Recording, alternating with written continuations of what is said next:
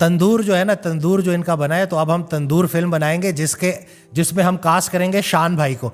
मुझे मेरी मोहब्बत जो शान के लिए थी ना, शान साहब के लिए, वो कई गुना बढ़ गई है कि इन सब में अगर कोई वतन का वफादार है तो वो शान है, कि उसने पहले दिन से अपना स्टांस जो है ना क्लियर रखा है कि भाई इनके साथ ना उठना बैठना है, ना इनकी किसी फिल्म की ऑफर कबूल करनी है। और बिल्कुल ये तो बीच में जो अभी चले जाते हैं उधर से भी कुछ मेहमान ये कहते हैं, मैं तो इनको मेहमान भी नहीं कहता। Javed Akhtar, he is an idiot. मैं आपको कन्वे करना चाहता हूँ, वो एक कौमी गद्दार है पाकिस्तान का।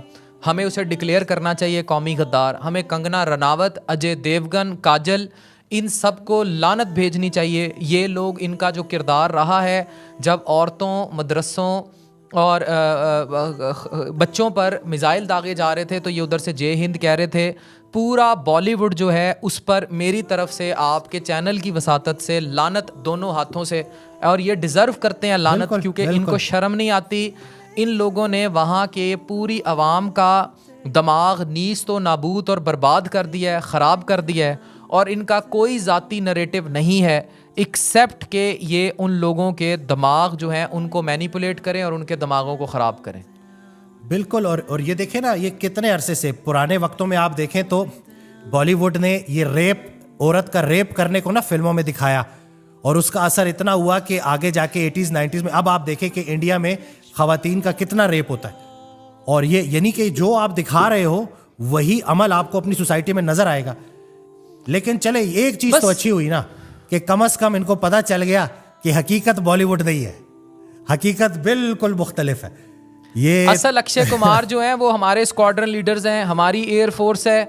असल अक्षय कुमार और अजय देवगन पाकिस्तान में रहते हैं, इनके पास झूठे फ्रॉड हैं। अच्छा मुसलसल पता लग रहा है। पहले अभिनंदन टी इज़ फंटास्टिक, वो पता लगा, फिर ये उसको अपनी डिप्लोमेटिक कामयाबी कहते हैं कि जी यहाँ से ले गए। भाई ये ले गए तो वो तो पाकिस्तान का एहसान मानो कि हम एक अमन पसंद कौम है। नहीं तो रख के बैठ जाते तो क्या कर लेते। अभी क्या पट लिया तुमने, अभी क्या कर लिया आके, अभी भी जलालत भुगती है। अच्छा, कुछ लोग, ये इस बात को भी मैं निगेट कर दूं कि कुछ लोग कह रहे हैं कि हम मैदान में जंग जीते हैं लेकिन टेबल पर हम जंग उस तरह नहीं जीते। देखें, जो जंग जब हो रही होती है एक्टिव, उस टाइम सबसे पहली प्रायोरिटी सीज फायर होती है। और उसके बाद ये जो इंडस वाटर ट्रीटी और ये वाले मामलात हैं, इसमें पाकिस्तान भी बड़ा स्ट्रॉन्ग खड़ा है, क्योंकि दे नो इट कि अगर ये real time Indus water treaty break करते हैं या ये करते हैं तो पाकिस्तान ने क्लियरली अपना स्टांस दिया है कि हम फिर मिसाइल मारेंगे और हम उड़ाएंगे। जो पहले आपके मिसाइलों पे डर गए हैं और जिनके अंदर पहले इतना खौफ है, वो कभी भी उसको प्रैक्टिकली इम्प्लीमेंट नहीं करेंगे। और जैसे ही डायलॉग से रास्ते खुलेंगे, अब डी एस्केलेट होंगी चीज़ें, तो ये इंडस वाटर ट्रीटी और ये वाले मामलात भी सेटल डाउन हो जाएंगे। सीज फायर के लिए आप ये देख लें कि एक दिन नहीं लगा और अपने अब्बू के पास कैसे भागे हैं ये, कि अब्बा जान बचा लो, फड्डा पै गया, पापा मैनेज नहीं हो रहा। पापा इनका डाडा निकल आया और पापा ने सीज फायर करा दिया इनके लिए। और ये भी इनका झूठ पकड़ा गया कि ये कह रहे थे कि पाकिस्तान ने जो है इस चीज को इनिशिएट किया कि वो सीज फायर नहीं। आपने भी अपने प्लेटफॉर्म से ये वीडियो शेयर की है और साफ साफ क्लियर कट ये बात समझ लगी है कि इंडिया ही भागा है और उसके हाथ पांव फूल गए थे। बेसिकली मोदी गोबर है और उसकी सोच गोबर है। तो इन लोगों ने जो हिंदुत्वा का वहाँ बिहार का इलेक्शन और इनके कुछ इलेक्शंस में जो इनकी मेजर सपोर्ट सिस्टम है ना, असल में पहले भी आज नहीं किया। जैसे हमारी 3 ब्रोज की प्रेस कॉन्फ्रेंस थी, उन्होंने बड़ा क्लियरली बताया, तो ये पहले भी इनका नरेटिव यही रहा है। इनका नरेटिव ही हिंदुत्वा रही है, इनका नरेटिव ही ये रहा है कि ये अपने हिंदुइज़म को प्रमोट करते रहे हैं और हिंदुइज़म को इन लोगों ने सपोर्ट किया है। तो ये वहाँ से एक बहुत बड़ा वोट बैंक लेते हैं और वो जो वोट बैंक है उसके चक्कर में ये पाकिस्तान को अटैक करते हैं और वो हिंदू वोट बैंक है। बेसिकली आप समझ लें कि किसी तरह भी एक हिंदू एक्सट्रीमिस्ट जमात जो है बीजेपी, वो डोमिनेट की हुई है, आरएसएस की आइडियोलॉजी है and they definitely want to take over कि हमारा वोट बैंक डिस्टर्ब ना हो। और उसी चक्कर में ये मिस एडवेंचर किया गया था मोदी की तरफ से इलेक्शंस के चक्करों में, और जो अब इसके गले पड़ गया। और मैं आपको आज बड़ा क्लियर बता रहा हूँ कि देयर आर लाइकली चांसेस कि इसका ये एडवेंचर इसको इलेक्शन भी हरवा देगा, क्योंकि लेने के देने पड़ गए ना। देखिए, लेने के देने पड़ गए। एक चाल तुम चलते हो और एक चाल अल्लाह चलता है, और अल्लाह बेहतरीन चाल चलने वाला है। तो ये जो आज तो दुनिया ने देख लिया अल्हम्दुलिल्लाह। और ये ऐसे नहीं है कि पाकिस्तान कोई इत्तेफाक से बना है, ये अल्लाह का हुक्म है, अल्लाह का अमर है, और दुनिया की कोई ताकत पाकिस्तान को अंडू नहीं कर सकती। जैसे कि आपने कहा, चाहे जितना मर्जी ये लोग जोर लगा लें, आज तो इनको सिर्फ वो एक दिन का जो एक झलकी नजर आई है ना, तो इनके हाथ पांव कांप गए। हम तो कहते हैं कि आओ, अगर तो फिर ये बात है तो फिर आओ, हम तो हर बंदा सर पे कफन बांधे खड़ा है। हम तो मर गए तो शहीद, बच गए तो गाजी। हमारा तो लहू जोश मारता है। हम तो जिस बचपन में हमने देखा है हमारे स्कूल्स में, आप भी के 14 अगस्त को जिस तरीके से हम इस सब को सेलिब्रेट करते थे, जितनी स्पीचेस मैंने दी है, मेरी अम्मा अल्लाह उनके दर्जात बुलंद फरमाए, आओ बच्चों तुम्हें सुनाऊं 14 अगस्त की खुश नवीद। तो ये खुश नवीद जो 14 अगस्त की है ना, ये हमेशा रहेगी, ता कयामत रहेगी।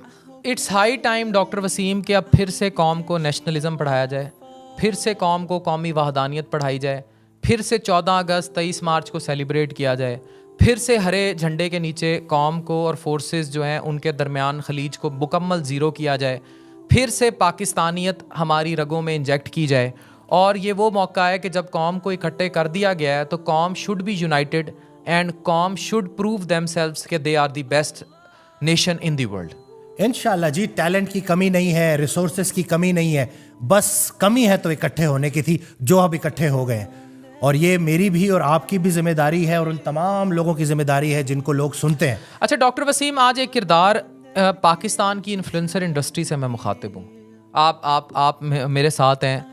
ये जो किरदार हैं रजब भट्ट, ये जो किरदार हैं डकी डुकी, जो सारा दिन अपने घर में वॉशरूम से कमोड से लेकर अपनी हर चीज़ कवर करते रहे, इन लोगों ने अपने 8-8, 7-7 मिलियन के ये पांचों बहनें जो उल्टी सीधी नंगी होके आती रहती हैं टबों में, जब पाकिस्तान और पाकिस्तानियत की बात आई तो ये सारे किधर थे?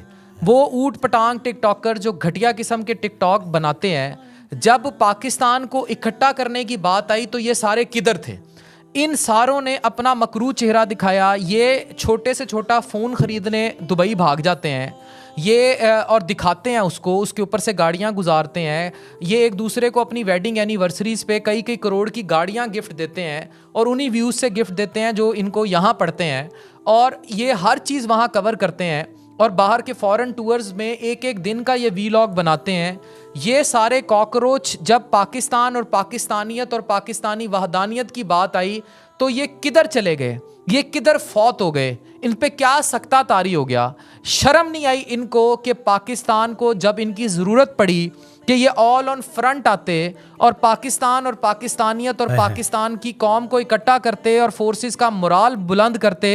इनको चाहिए था ये नूरजहां बनते, ये सारे किधर चले गए? जब कौम इनका हर गंद देखने को तैयार थी, गलाजत, इसका मतलब है ये फेक किस्म की इनकी मादियत परस्ती की जो है सारी प्रेवलेंस थी, जो कि आउटबैक कर गई। और इनको ये डर था कि इनके चैनल पर स्ट्राइक्स ना आ जाएं, इन्हें ये डर था कि इनकी इंडियन ऑडियंस फॉलोइंग ना लॉस हो जाए। आपको, मुझे तो डर नहीं था। मैं तो पेज पे बार बार लाइव मोदी को गोबर कहता रहा हूँ। मुझे इंडियंस, अभी तक इंडिया इस कदर ना अहल है कि मेरे पेज को अपनी कंट्री में रिस्ट्रिक्ट भी नहीं कर सका। तो ये इस किस्म के ये इनको क्या खौफ था? मुझे तो कौम ने इतनी इज्जत दी कि मेरी 28 दिनों की रीच 211 या 12 मिलियन से ऊपर चली गई। ये कौम जिसको इज्जत दे उसको ये इंडियन फैंस क्या करने हैं? उसको फवाद खान को वहाँ जाके जो है करण जौहर के साथ जो है रातें काली करके चीज़ें करके करने की क्या ज़रूरत है? Why they do all this thing? Hania Aamir को बादशाह की क्या ज़रूरत है? वाई ये do all this things? Pakistan कम पड़ गया, पाकिस्तान का प्यार कम पड़ गया। इंफीरियरिटी कॉम्प्लेक्स में है ना। इंडिया का कोई बंदा इनकी तारीफ कर दे तो इनको रातों को नींद नहीं आती। जावेद अख्तर के चरणों में जब तक ये ना बैठे और वहां से आशीर्वाद ना ले, इनको चैन नहीं आता। इनको जो है ना, बड़ा मैं कहता हूँ कि इंफीरियरिटी कॉम्प्लेक्स ही होगा बंदे को तो ये करेगा। भाई कौन सी इंडस्ट्री, ये बेसिकली बॉलीवुड की हाइप है जो ये टके टके के रोल लेने के लिए उन फिल्मों में जो पाकिस्तान मुखालिफ हैं, जिनका नरेटिव एंटी स्टेट है, ये उनमें रोल लेने के लिए ये बिल्कुल भी आपके रियल स्टार्स नहीं हैं। आज के बाद मैं कौम को ना देखूं कि ये फवाद खान को, डक्की को, रजब भट्ट को, सिस्टरोलॉजी को, हानिया आमिर को अपना स्टार कहे। अगर ये स्टार होते तो ये फोर फ्रंट आते अपनी कंट्री के लिए, ये अपने आप को साबित करते। मेरी नज़र में रियल स्टार शान है। मेरी नज़र में रियल स्टार हर वो बंदा है, मुझ आप समेत, वो बंदा जो इस वक्त पाकिस्तान के साथ खड़ा था। इस बात की परवाह किए बगैर कि हमारे इंडियन फॉलोइंग जाती है जाए, हमारा पेजेस पे स्ट्राइक्स आती हैं आए, हम लानत भेजते हैं। देखें पाकिस्तान ही नहीं रहा तो ऐसे यूट्यूब चैनल्स, ऐसे फेसबुक पेजेस हमने अचार डालना है उनका। हमारे लिए सबसे पहले पाकिस्तान है, पाकिस्तान है तो हम हैं, पाकिस्तान जिंदाबाद। पाकिस्तान जिंदाबाद। ये मेरी टीम भी ना वो जानती है कि मेरी जो ज्यादा फॉलोइंग है यूट्यूब पे भी इंस्टाग्राम पे भी 50% से ज्यादा वो इंडिया से। तो क्या, सो व्हाट। वही बात है ना कि भाई जब वतन को मेरी जरूरत है और उस वक्त मैं किसी कोने में जाके छुप गया हूं तो मैं लानत भेजता हूं ऐसी जिंदगी पर। और मैं उन तमाम लोगों से मुखातिब हूं, उन तमाम सेलिब्रिटीज से कि जिन्होंने अपने चैनल्स पर आगे आके इंडिया को कंडेम नहीं किया, उसकी इस जुल्म की, इस टेररिज्म की मुखालिफत नहीं की। उनके लिए मैं चाहता हूं कि कोई गद्दारी का ऐसा लॉ बने, या जितने भी ये इन्फ्लुएंसर्स हैं कि जिनको अल्लाह ने फॉलोइंग दे दी है, तो इन लोगों के ऊपर बड़ी जिम्मेदारी बनती है, क्योंकि ये लोग जब सामने आएंगे तो ज्यादा दूर तक बात जाएगी। आज हमें जब सबसे ज्यादा जरूरत है, ये लोग किधर है? ये लोग क्यों खामोश बैठे हुए? कितने पैसे कमा लोगे जालिमों, कितने पैसे कब्र में लेके जाओगे ये पैसे? तो यही है ना कि इन चीजों का क्लियर होना, मकसद का क्लियर होना बहुत जरूरी है। और मकसद हमारा वतन से बढ़कर नहीं हो सकता। वतन है तो हम है, अल्हम्दुलिल्लाह। वतन इश्क़े मन, वतन जाने मन। पाकिस्तान है तो हम हैं, पाकिस्तान नहीं तो हम नहीं। इसलिए ये यूट्यूब चैनल्स, ये इंडियन फॉलोइंग, ये इंडियन फैंस, ये सब मैटर नहीं करता when it comes to no force can undo Pakistan. So I clearly state, Pakistan जिंदाबाद। पाकिस्तान की आर्मी, पाकिस्तान की एयर फोर्स, नेवी, पाकिस्तान की फोर्सेस जिंदाबाद, पाकिस्तानी अवाम जिंदाबाद। और पाकिस्तानी अवाम ने जिस तरह जज्बा दिखाया है, एक चाचा जी बैठे ना सिगरेट लगा के ड्रोन पे तज्जिया दे रहे थे। आपके घर के पास से एक बंदा 1 to 5 पे ड्रोन उठा के एक बच्चा मोटरसाइकिल पे ले गया इनका। क्या बात, ये तो इंडिया के साथ हुई है। अल्लाह अकबर। आपके घर के पास से ही ये बहरिया और ये जो फेस जहां आप रहते हैं फेस 7, वहीं कहीं एक बच्चा 1 to 5 उठा के भाग गया वहां से। क्या बात है। मुझे अनवर मकसूद साहब की बात याद आ गई कि उन्होंने एक जगह कहा कि पाकिस्तान जो है ना वो अल्लाह की सूरह रहमान है। तो उन्होंने पूछा कि वो क्यों?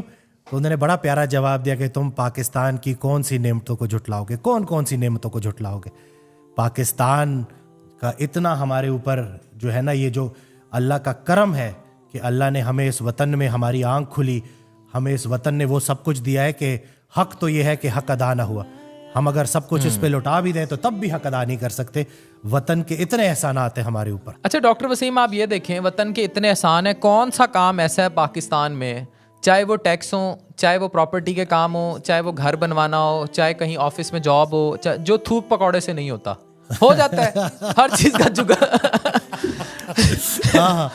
हर चीज का पाकिस्तान में जुगाड़ भी निकल आता है। हर तरह से पाकिस्तानी कंफर्टेबल भी रहते हैं, कहीं ना कहीं निकल भी आते हैं। मुझे नहीं समझ आती कि हम पाकिस्तान के को क्यों इतना बुरा भला कह देते हैं। मुझे वाकया याद आ गया कि मेरी खाला थी ना, उनका कोई, उनके हस्बैंड का पर्दा फरमा गए थे तो उनका अकाउंट जो था वो डोरमेंट हो गया था। तो मैं उधर गया तो वहाँ पे ना गर्मी थी और बड़ा रश लगा हुआ। तो मेरी खाला काफ़ी बड़ी उम्र की थी, तो वहाँ मुझे किसी ने पहचान लिया ना, तो उन्होंने अंदर बिठा दिया, एसी में बिठा दिया और वो काम ना 2 मिनट में कर दिया। तो आगे से कहती है, वसीम बेटा इसीलिए तो पाकिस्तान तरक्की नहीं करता, देखो तुम्हें उसने फेवर दे दी।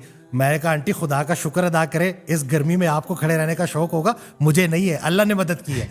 तो ये वतन आप देखें ना, कहाँ कहाँ कितनी कितनी आसानियाँ हो जाती है, अल्हम्दुलिल्लाह। अच्छा बाहर भी ये थूक पकौड़े चल जाते हैं। मैं आपको बताऊं, कहीं वीजे लगवाने हो ना, ये कहते हैं वीजे नहीं लगते, चीजें ये पाकिस्तानी ऐसे हैं, ये हर मुल्क में बैठे हैं, वहां जाके भी जुगाड़ लगा के बैठे होते हैं। मुझे बता रहे होते हैं डॉक्टर साहब ये वीजा तो मसला नहीं, मैंने फलानी गोरी को कह दिया एम्बेसी में। क्या बात है, वाह अल्हम्दुलिल्लाह। तो ये सारी जो करम नवाजियाँ हैं ये पाकिस्तान की वजह से है जी।